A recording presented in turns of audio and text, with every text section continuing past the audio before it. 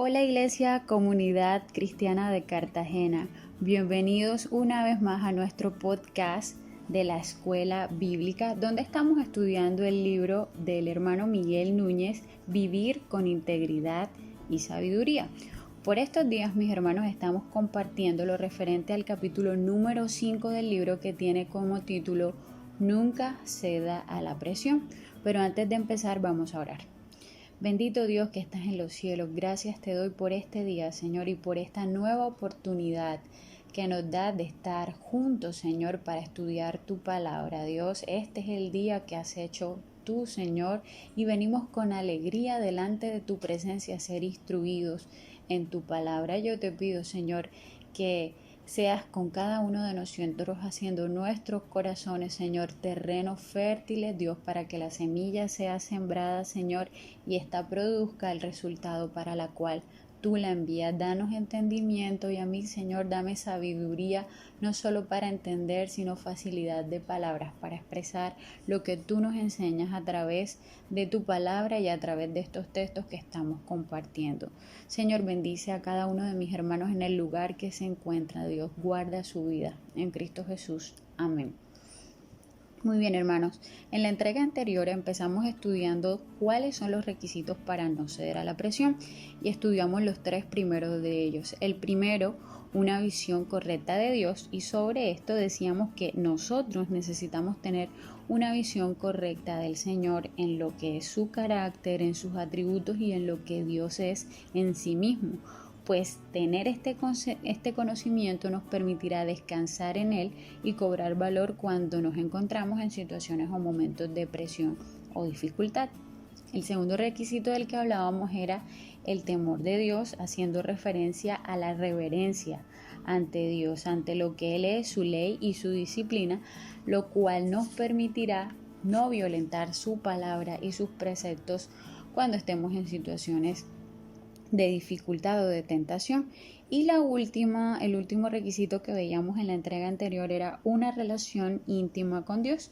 Decíamos que necesitamos tener una relación íntima, continua, sana y creciente con Dios, que sea mucho mayor a la presión que recibimos durante la semana, y que esa relación debemos trabajarla todos los días, no una sola vez a la semana, sino día con día. Entonces, en esta noche continuaremos los últimos tres requisitos, y el primero que veremos de ello es que para no ceder a la presión nosotros necesitamos tener convicciones. Mis hermanos, en esta receta de la integridad y de no poder ceder a las presiones, uno de los ingredientes más importantes en la vida de nosotros como cristianos van a ser poseer convicciones firmes. Hoy en día, lamentablemente, vivimos en una generación donde hay muchas ideas, muchas opiniones, pero pocas personas tienen convicciones. Y lo más interesante del asunto es que muchas personas sin convicciones defienden ideas y opiniones y las publicitan, de forma que su confusión la comparten con otros que también están confundidos, y a la vez estos duplican la confusión, generando una confusión más grande. Y la realidad es que las convicciones son importantes porque, como vamos a ver a lo largo de esta entrega, nuestras convicciones son las que nos dan el valor para resistir a la presión y hacer lo correcto. Dice el hermano en el texto: nosotros sostenemos nuestras opiniones, pero nuestras convicciones nos sostienen a nosotros. En la primera carta de el libro de los Tesalonicenses, en su capítulo 1, versículo 5, dice lo siguiente: pues nuestro evangelio no vino a nosotros solamente en palabras, sino también en poder y en el Espíritu Santo y con plena convicción. ¿Cómo sabéis qué clase de personas demostramos ser entre vosotros por amor a vosotros? Lo que Pablo está tratando de decir o de transmitir en esta frase es que cuando él compartió el evangelio con los hermanos de Tesalónica, no lo hizo pues simplemente con palabras, sino que lo hizo con una plena convicción. Él estaba convencido por completo y persuadido, como dice él, de lo que él creía. Y este tipo de convicciones lamentablemente es la que no encontramos con frecuencia hoy día en el pueblo de Dios. Entonces, nos comparte el escritor que existen varias razones por las cuales nuestra sociedad carece de convicciones y vamos a ver alguna de ellas. La primera que él comparte es que hoy día valoramos más las cosas que a las personas. Lamentablemente esta generación ama las cosas y usa a las personas. Nosotros deberíamos usar las cosas y amar a las personas, pero hacemos totalmente lo contrario y hemos llegado al punto de perder el respeto hacia los demás y hacia el individuo mismo, y esto es gravísimo. De ahí que cuando llega la presión la persona cede con facilidad, porque como no tiene respeto por la persona humana ni aprecia el valor que Dios nos ha dado a cada uno de nosotros como hombres portadores de su imagen, entonces pensamos que podemos pasar sobre las demás personas, y es lo que pasa con personas que detentan el poder. Cuando se ven ante una disyuntiva de hacer algo que les beneficie a ellos y que beneficie a los demás, se pasa por alto todas las personas con tal de obtener beneficios o cosas. Otra razón por la cual hoy día la sociedad carece de convicciones es que nosotros vivimos en una sociedad que mide las cosas por su valor práctico, es decir, por lo que funcionan. Somos una sociedad terriblemente pragmática. Entonces, ese pragmatismo define lo que es bueno y lo que es malo. Asimismo, hoy día las cosas se evalúan en función al beneficio que nos puede producir cierta cosa, pero usted y yo necesitamos recordar que lo funcional o lo provechoso de algo no debe ser la escala de medida. Ya hemos dicho en repetidas oportunidades que el estándar que nosotros debemos tener siempre debe ser la palabra de Dios. Un ejemplo que nosotros vemos aquí frente al pragmatismo es el concepto que hoy tiene la gente sobre el matrimonio. Hay muchas personas que no se casan diciendo igual cuando uno se casa simplemente es un acto, es una ceremonia, ¿para qué vamos a invertir dinero en eso si igual el resultado va a ser que dos personas se van a ir a vivir juntos y a compartir cosas? No, yo no necesito etiquetas o rótulos, entonces a veces por practicidad, entonces las personas deciden desobedecer la orden de Dios y no casarse. Eso como un ejemplo que podríamos mirar de pragmatismo de los muchos que pudiéramos tener hoy día. Asimismo, mirando otra razón por la que carecemos de convicciones, estamos frente a una sociedad que ha malinterpretado el significado de tolerancia. Yo recuerdo que por allá en el capítulo 1 definíamos lo que era tolerancia antes y lo que según es tolerancia ahora. Antes, la tolerancia era aceptar, antes para algunas personas, para otras sigue siendo hoy día lo mismo. Tolerancia antes era aceptar a otros sin estar de acuerdo con sus creencias o estilos de vida o compartirlos. Pero hoy tolerancia es aceptar las creencias, los valores, los estilos de vida y los conceptos de verdad de cada cual como iguales. Mire cómo van cambiando los tiempos y los conceptos para las personas. Y mire, mis hermanos, si nosotros no entendemos bien lo que realmente implica ser tolerantes, vamos a terminar cediendo ante muchas presiones a las que nos vamos a ver sometidos en esta sociedad posmodernista, porque no habremos desarrollado convicciones firmes que nos sostengan en medio de la crisis.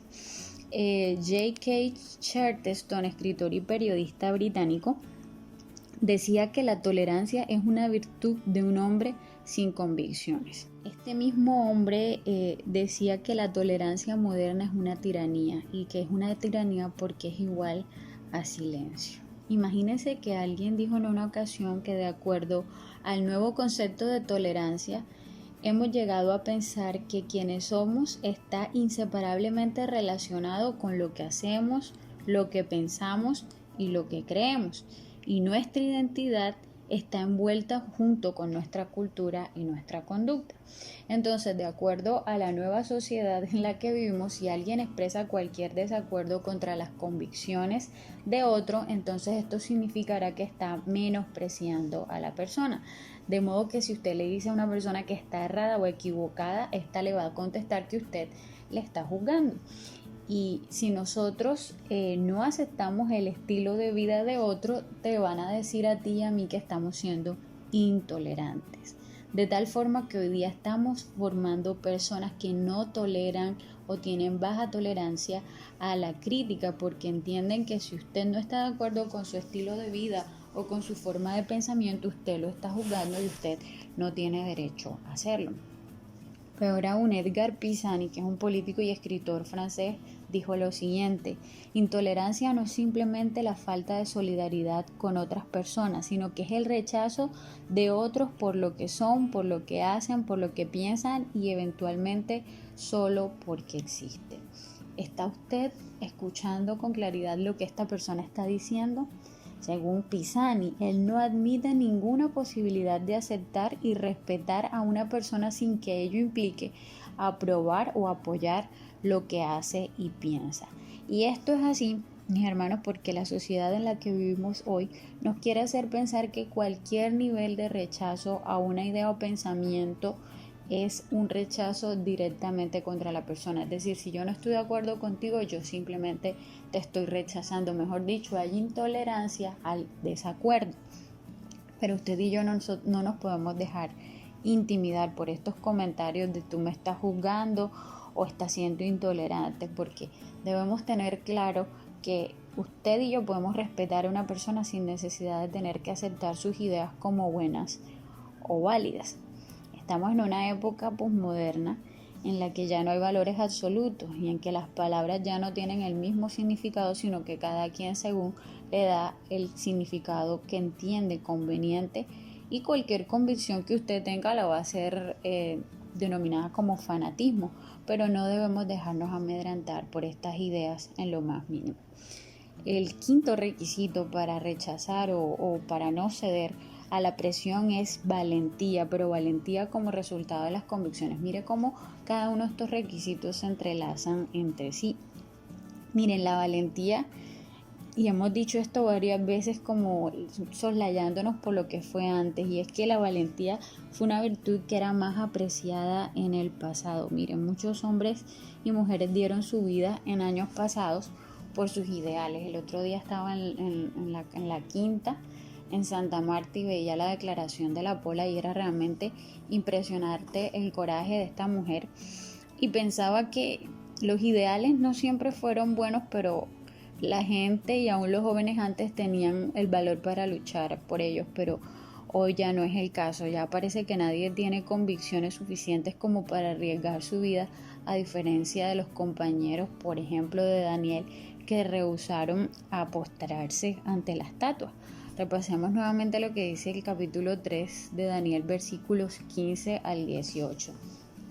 Dice: ¿estás dispuesto ahora para que cuando oigáis el sonido del cuerno, la flauta, la lira, el arpa, el salterio, la gaita y toda clase de música os postréis y adoréis a la estatua que he hecho?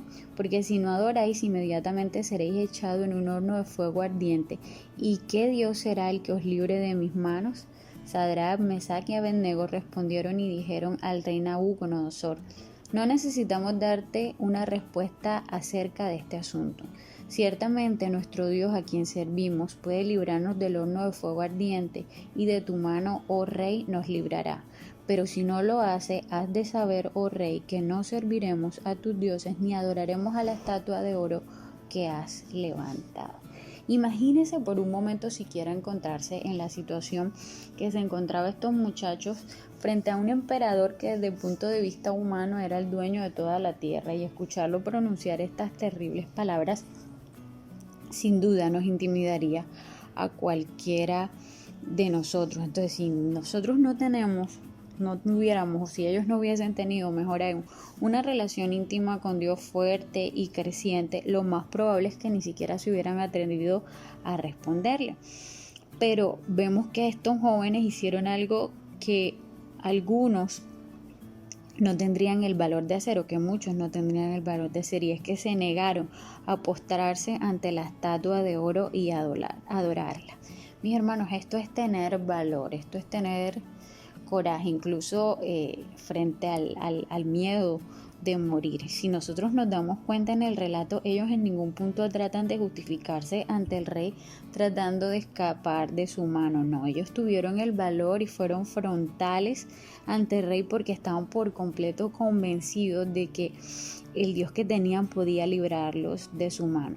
Pero no mostraron valor solamente porque confiaron en que podían ser librados, sino que ellos estaban dispuestos a permanecer fieles a Dios, así la decisión del Señor fuera otra. Y esos fueron 3 jovencitos judíos que se enfrentaron al poder del rey pagano en ese entonces, pero nos preguntamos, o nos pregunta el autor, ¿dónde están los hombres y las mujeres que hoy en día desafían de ser necesario la autoridad y el poder con tal de defender sus convicciones?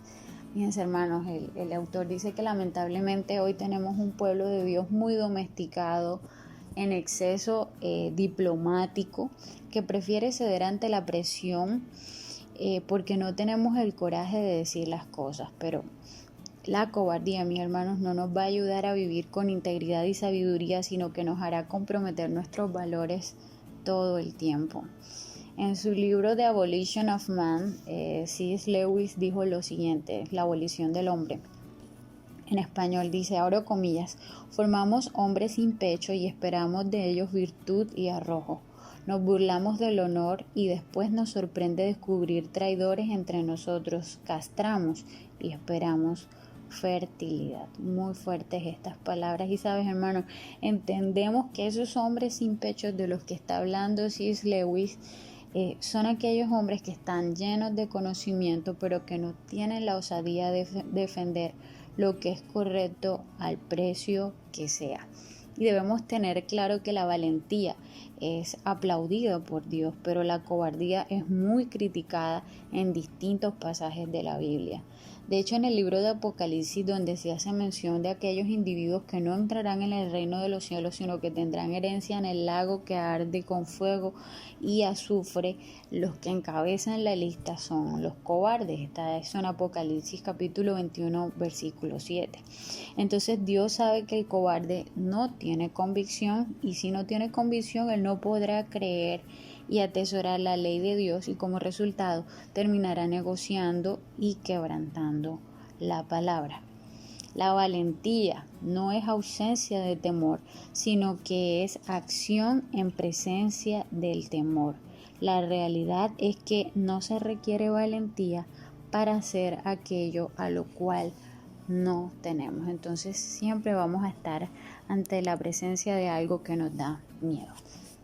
El sexto, mis hermanos, y último requisito para no ceder ante la presión es nada más y nada menos que madurez emocional. El nivel de madurez emocional que nosotros tenemos juega un papel importantísimo a la hora de enfrentar dificultades en nuestra vida, puesto que una baja autoestima o bajo valor propio o una mala autoimagen, inseguridades o la falta de significado o el miedo al rechazo son varias razones que nos pueden llevar a ceder ante la presión.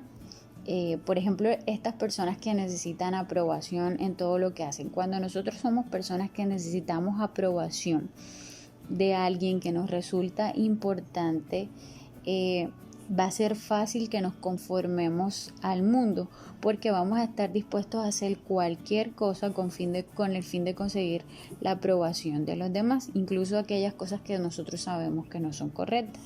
De la misma manera, si tenemos baja autoestima y alguien cercano nos critica por cualquier razón, la próxima vez que usted y yo veamos a esta persona vamos a tratar de complacerla, porque lo que nos dijo la última vez obviamente nos hizo sentir súper mal y nosotros queremos evitar eso de nuevo.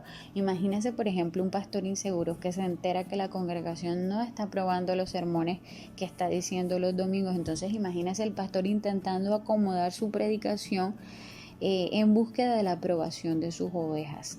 Puede apreciar lo complejo y lo tremendamente peligroso que es esto. Y fíjese, esta presión puede ser directa o indirecta. Y la vamos a sentir pues de acuerdo al nivel de madurez emocional que nosotros tenemos. Por ejemplo, si una persona siente que tiene falta de significado en la vida, puede llegar a creer que el obtener logros como una profesión, una especialización, un buen trabajo le va a dar propósito a su vida, porque no entiende que en Dios ya tiene propósito y tiene valor, ya es alguien. Son esas personas que dicen, estoy estudiando para ser alguien en la vida, no saben que ya son alguien. Entonces esa persona va a dedicar mucho tiempo y esfuerzo en tener títulos académicos y hacer todo lo posible para destacarse en el ámbito laboral en el que desarrolla, porque cree que esto le va a dar sentido a su existencia.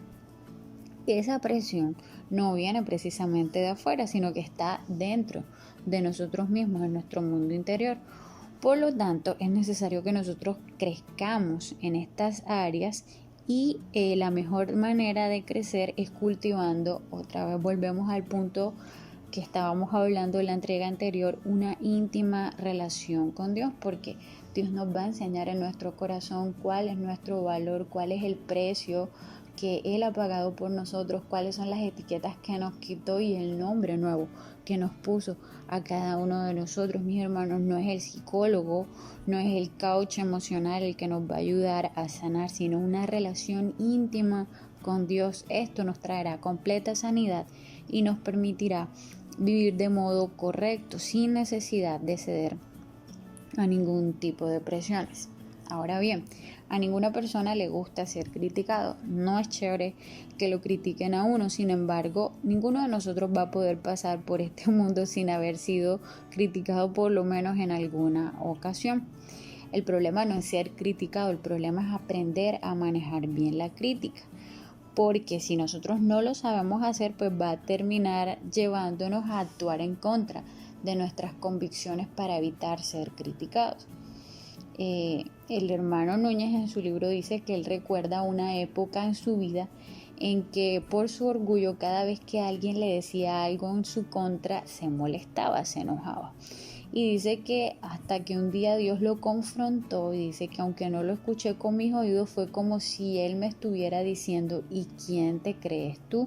Si mi hijo lo criticaron, ¿quién eres tú para que no lo hagan contigo? Entonces, mis hermanos, nosotros necesitamos aprender a manejar y aceptar la crítica de una forma sana, pues es parte de vivir en un mundo caído con seres caídos y porque pues tampoco somos perfectos. Y cuando entender que cuando no nos gusta ser criticados, vamos a intentar evitarlo, evitar hacer cosas para que la gente nos critique, y puede que esas cosas que estemos evitando y por las cuales seamos criticados es precisamente lo que Dios esté demandando de nosotros, pero el mundo no lo va a poder entender. Entonces, mis hermanos, vamos a repasar cuáles son los requisitos para no ceder a la presión. Primero, una visión correcta de Dios. Segundo, temor de Dios. Tercero, una relación íntima con Dios, la cual se traduce en convicciones, que esas convicciones traen como resultado valentía. Y por último, madurez emocional. Si se dan cuenta, es una lista bastante interesante de cosas que debemos revisar, y bueno, vamos a pedirle a Dios que nos ayude con estas cosas, y en las que no estén bien, que el Señor sea fortaleciéndonos para no ceder frente a la presión. Oremos. Bendito Dios que estás en los cielos, gracias te doy por esta palabra que nos regalas, gracias por tu amor y por tu misericordia, Señor. Y te doy gracias, Dios, porque tú tienes a un pueblo con nosotros y nos confrontas con cosas que nosotros lidiamos a diario en nuestra vida. Dios, yo te pido que nos ayudes, Señor, a desarrollar y a crecer, Señor, en estas áreas. Dios, que profundices nuestra relación contigo, el temor que tenemos de ti, el conocimiento de ti, las convicciones, que traigas a nuestro corazón certeza y nos establezcas en ti, Señor, que nos des valentía para afrontar y defender, Señor, lo que tú nos has enseñado en tu palabra, Dios, y que nos des la madurez emocional para conducirnos en este mundo con los diferentes comentarios, Dios, que sanes nuestra autoestima, nuestra autoimagen, Señor, y nos hagas libres, Señor, de todas esas cosas, Dios, y esas mentiras que hemos creído por años, Dios, y que nos hacen flaquear, Dios, en aquello que quieres que nos presentemos como obreros, Señor, aprobados, que no tienen de qué avergonzarse. Bendice a cada uno de mis hermanos, Señor, guárdalos, Dios, y que sea tu palabra confrontando nuestra alma y nuestro corazón y trayendo convicción, Dios. Te alabamos y te bendecimos en Cristo Jesús. Amén. Mis hermanos, que Dios me los bendiga y los guarde, y los invito a que se sigan conectando en nuestra página virtual y aprovechando todo el contenido que se está subiendo en nuestra iglesia. Un abrazo para todos. Feliz tarde.